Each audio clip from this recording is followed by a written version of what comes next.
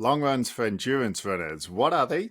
Why do we do them? And how do we do them? So what are they first? A long run, in my opinion, is any run that's longer than 90 minutes. And I say that for a very particular reason. So a couple of weeks ago, we talked about endurance runs, right? So endurance runs are kind of the backbone of our treatment, our training, which is going to be, depending on the training period, we might be doing 3 or 4 runs a week that are less than 90 minutes where we're just steady state in zone 2. That's an endurance run.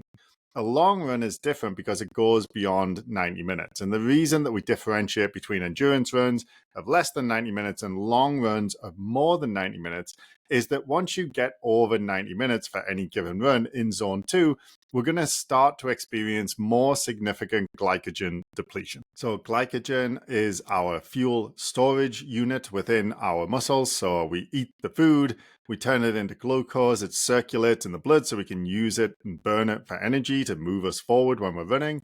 But we can't store lots of it in the blood, so we store some of it in our muscles in muscle glycogen. So we store the glucose in there, we break it down, we burn it when we're running, and we use those reserve stores to propel us when we're doing our long runs. The difference between the endurance runs and the long runs is that on the endurance runs, we don't really significantly deplete that glycogen store. So we're using mostly the glucose in the blood. But when you do a long run where you're going over 90 minutes, you're going to exhaust most of the glucose in the blood. You're going to exhaust much of the glycogen storage in the muscles.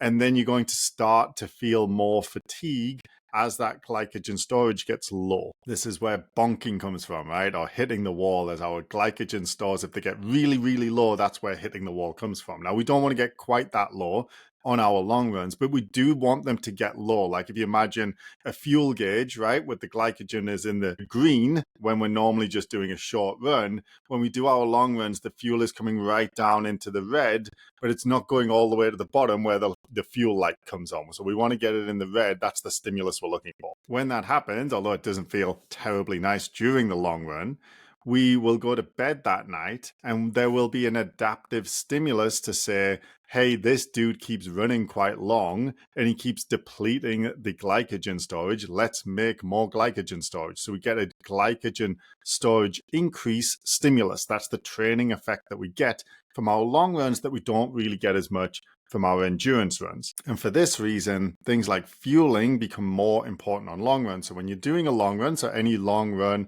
over 90 minutes, even though it's only in zone 2, so it's quite easy, we want to be fueling those with 30 to 60 grams of carbohydrates per hour. So usually we're going to get that from gels, but any kind of reasonably simple carbohydrate that we can break down. Some people use like dried fruit and that kind of thing, or gummies. Gels is the most commonly used way to get that 30 to 60 carbs. So that's one of the reasons that we do our long runs in addition to our endurance runs. So we don't just do lots and lots of endurance runs of like an hour, right? We wouldn't do like 7 hours of running and do 1 hour run each. We might do 4-hour long runs and 1 3-hour run, right? So we have one run that's deliberately longer, even though the amount of training time in zone 2 would be the same, whether we did 7 times 1 hour runs in zone 2, or we did 4 times 1 hour runs plus 1 run of 3 hours. It's all 7 hours in zone 2. But when we have that long run, so we push a bunch of that time into one run, we get that glycogen depletion, right? Which is a good stimulus to increase our glycogen stores, but we also get a couple of other things. One is we get quite a lot more muscle damage. So when we run, we cause micro trauma to the muscles.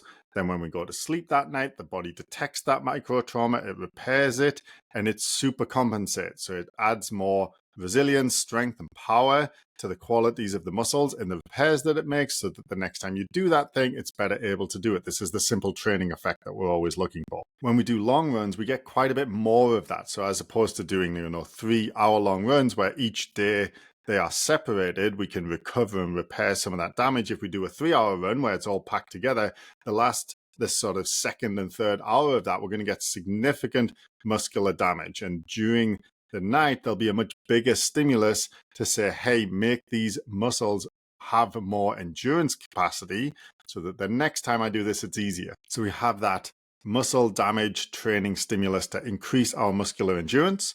And then finally, we have a similar thing going on in the tissues. So the tissues are your bones, your joints, your ligaments, the cartilage, the tendons. All of these are living tissues, even the nerve cells, right? These are all living tissues and capable of adapting to stress. They do that because when you do the long run, you will cause small amounts of micro trauma to these tissues.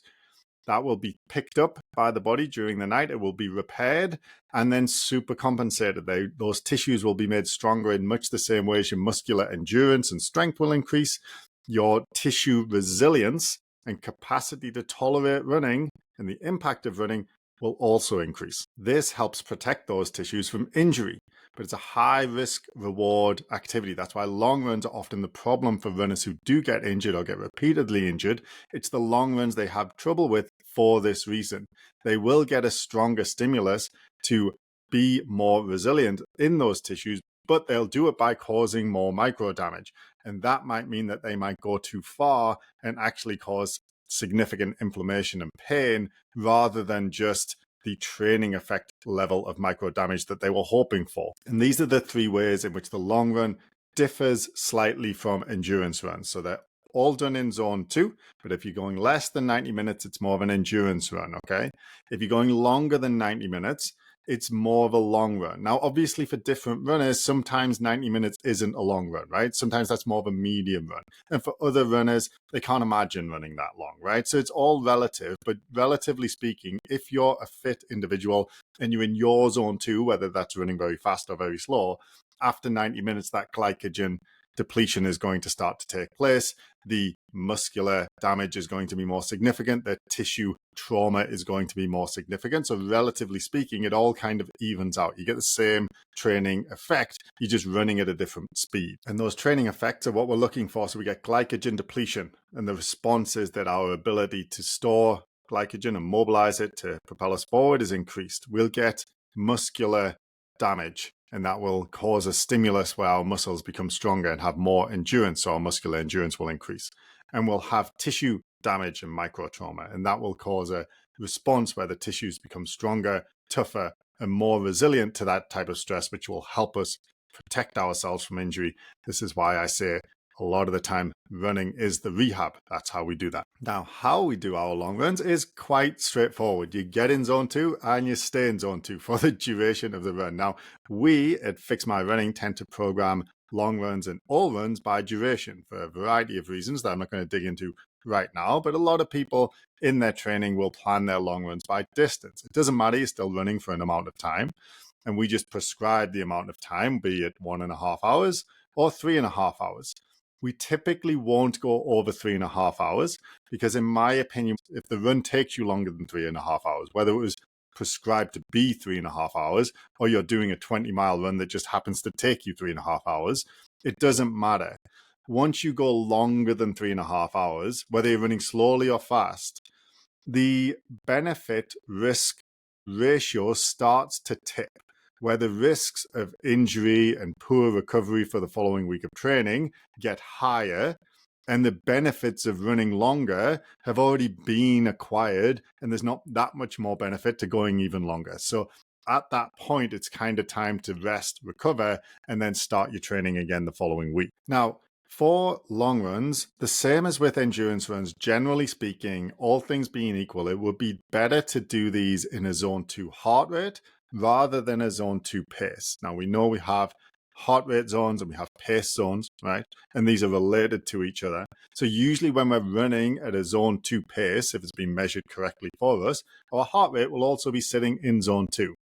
Unfortunately, this gets a little bit skewed when we look at long runs because of dehydration. So, for example, if I am running, let's say a 3-hour run, for the first hour, my pace might be at 9 minutes per mile, which is in zone 2, and my heart rate might be at 140, which is in zone 2 for me. So my heart rate and pace are both in my zone 2, so it's a zone 2 run. Great, okay? The second hour, I'm a bit more dehydrated. The third hour, I'm very dehydrated, okay? For the last half an hour, maybe 45 minutes, I'm so dehydrated that in order to keep that same pace of 9 minutes per mile, my heart rate has increased quite a lot. This is called heart rate drift. In fact, what often happens is the heart rate drifts up so much it gets into zone 3. So for me, it drifts up to about 155 beats a minute by the end of the run, even though I'm running at the same pace, because I'm so dehydrated, my blood volume is reduced, the heart is beating faster to produce the same energetic output. So what we should be doing is slowing down towards the back end of our long run if we need to make sure our heart rate doesn't drift up into zone 3, because if we allow it to, then the stimulus we're experiencing is mostly zone 2, a little bit of zone 3. Whereas what we want is a lot of zone 2. So if we're going to hit zone 2, it's better to use heart rate as our target. So as I get to the second half or the last third of my run, my heart rate will start to drift up and my watch will beep at me and it says your heart rate's about to go over 150 and into zone 3. That's my zone 3. Okay, it's not the same for you, but it'll drift up into zone 3, so I know I have to slow down to keep my heart rate in zone 2. So that makes heart rate a better metric for doing your long runs. However, the disadvantage to heart rate is it's often less practical. If you're not using a chest strap, then the heart rate data you're getting, if it comes from the sensor on the back of your watch, which is based on your wrist, then it's not going to be very accurate. You really need a chest strap to ensure any kind of reliability and accuracy. Now, for some people, using the wrist does seem to be fairly accurate, whether they measure through the wrist watch or they have a chest strap on, they get a similar heart rate reading. For me, it's very different. When I measure through my chest strap, it's often 20 or 30 beats lower than what my watch on my wrist is saying. So if I switch it to heart rate monitor on the wrist, then I get a falsely elevated reading. It thinks it's higher than it actually is. It's probably because of all the jiggling around I'm doing as I'm running. So if you're going to do your long runs by pace, that's okay. But you've got to slow down a bit in the second half. If you're going to do your long runs by heart rate, that's okay. But you need to use a chest strap, which sometimes can be a little less practical for people. Just understanding the pros and cons of each approach allows you to make sure that the training stimulus remains in zone 2 throughout. Generally speaking, the second half, the last third of your long run, most of the time you're going to be slowing down a bit. And choose whether you do a pace or a heart rate. You want to be in zone 2, aim for the middle of the zone, not the top. If you aim for the top, at some point you're going to start to creep up into zone 3. So if my zone 2 is, I don't know it off the top of my head, but let's say it was between 8:30 minutes per mile and 9:30 minutes per mile, my pace should be about 9 minutes a mile, right in the middle. If my zone 2 heart rate is between 125 and 145, I think, then I want to hit the middle of that 135 kind of area. So aim for the middle of your zones when you're doing zone 2 long runs.